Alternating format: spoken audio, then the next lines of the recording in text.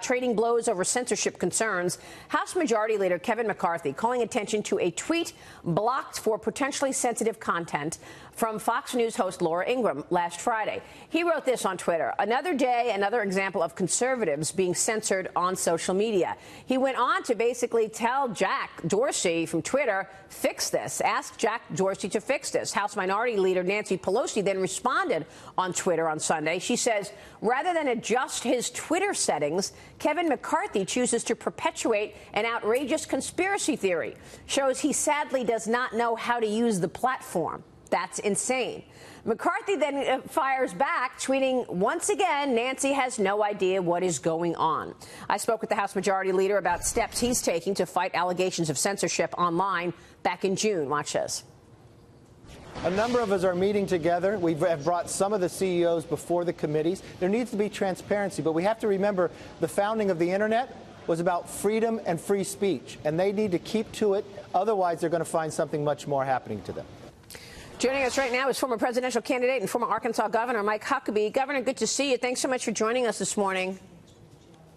Always a pleasure, Maria. So, thank you. As I understand it, there will be a hearing in the Energy and Commerce Committee on September 5th, and Congress is trying to get Jack Dorsey to testify at that committee on September 5th. Your thoughts on what's taking place? Well, first of all, let me just say that when I have a tech problem, the person I look to first to get it fixed is Nancy Pelosi, because there's no one in IT who is more competent than Nancy Pelosi in understanding the intricacies. Yeah, you know, come on, that's absurd. But if Nancy Pelosi wants an example of Twitter showing their bias, a great example is in our own home state, where a congressional candidate by the name of Elizabeth Heng, who is running, she had an ad that Twitter banned, called it obscene. And the reason they did is because she gives her own personal history of having parents who escaped Cambodia's Pol Pot regime, and they thought that some of the images were obscene. They actually were historical news photographs and footages of that. It is a powerful ad. I wish everyone would see it and realize that this was not obscene. This was history. And they deemed it obscene. When she appealed, they came back and put obscene in all capital letters.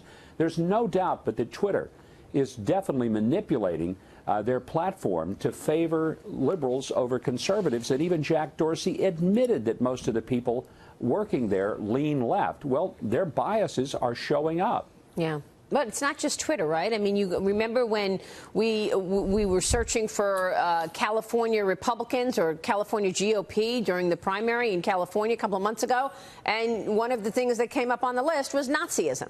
And then you've got YouTube, you know, Google, as well as Facebook. So it's not just Twitter, isn't that right?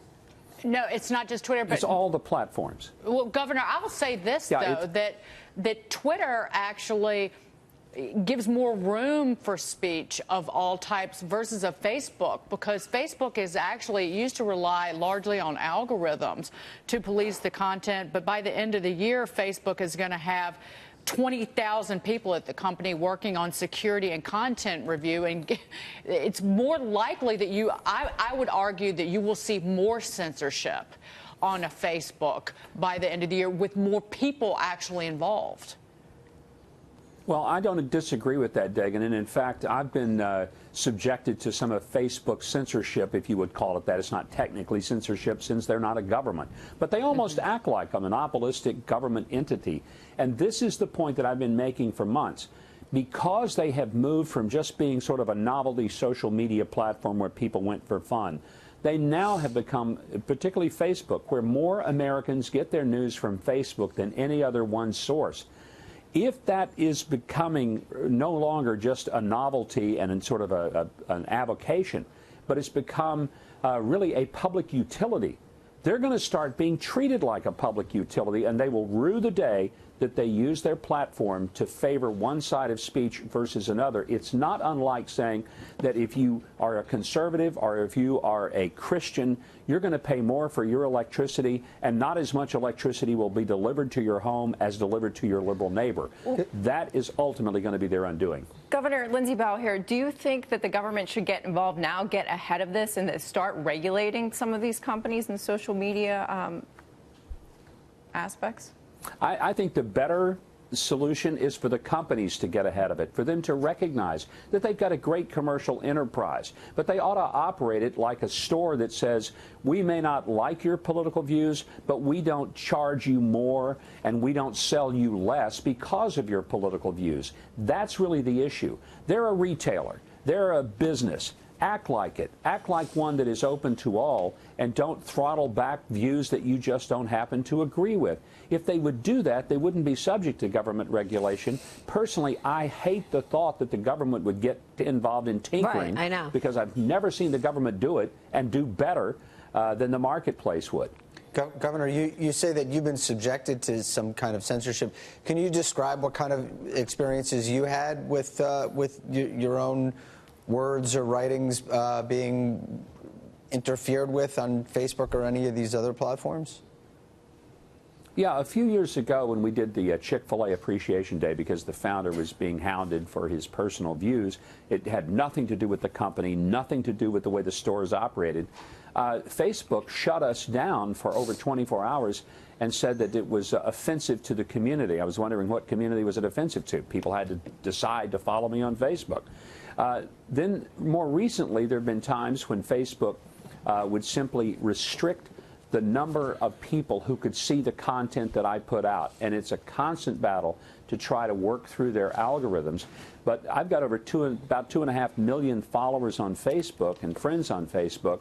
Many of them never see the content that we post, even though they request it. And that's another example where Facebook decides who gets to see what I say and who doesn't. I didn't think that's how it's supposed to work, that the business says, nah, we don't like what you're saying, therefore we're not going to let as many people see it. Yeah, it's wrong. So we'll see if there's actually a bill that reaches the floor that actually suggests we could see government intervention, or if competition takes care of the problem. Would competition take care of the problem? It would help, but again, and I pointed this out yesterday, is the government.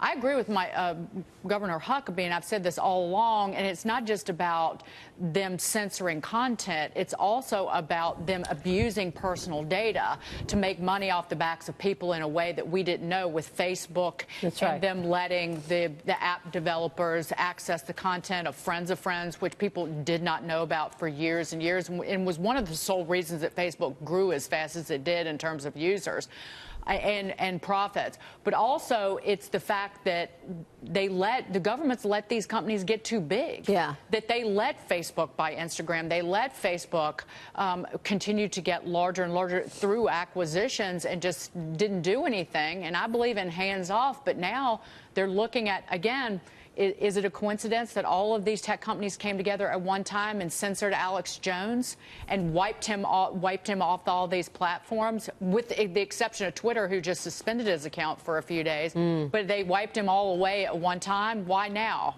They seem to be acting in unison, acting in coordination with one another. That's collusion. It's worth a look. Yeah. Although I didn't use that word. I did, because it is collusion. And by the way, I think at some point these companies realize that they are media companies. They tried for a long time to say we're not media companies. Obviously, they are media companies, and they have an incredible influence.